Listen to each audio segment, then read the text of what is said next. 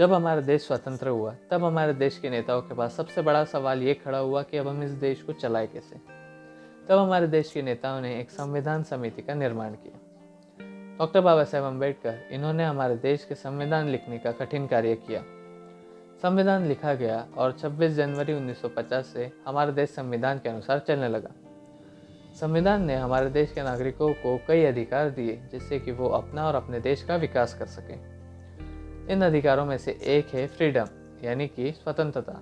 इनमें हमें 6 हक दिए गए हैं, जिसमें से पहला है भाषण या अभिव्यक्ति स्वतंत्रता, यानी कि फ्रीडम ऑफ एक्सप्रेशन। इसे हम कलम 19A या फिर आर्टिकल 19A से भी जान सकते हैं। इसके अनुसार भारत के सभी नागरिकों को अपने विचार व्यक्त करने की पूरी स्वतंत्रता है। वह अपने विचार भाषण द्वारा या लिख के व्यक्त कर सकता है। हमें संविधान के दिए गए अधिकारों का अच्छे से उपयोग करना चाहिए। हमें ये ख्याल में रखना होगा कि हमारे देश की एकात्मता, सभ्यता, नीतिमत्ता और परराष्ट्र देशों के संबंध का ख्याल रखें। हमारे भाषण से किसी का नुकसान ना हो, हमारे भाषण से अदालत का अपमान ना हो, हमारे भाषण से किसी के मन में अपराध करने की भावना ना उठे, इसका हमें ख्याल रखना होगा।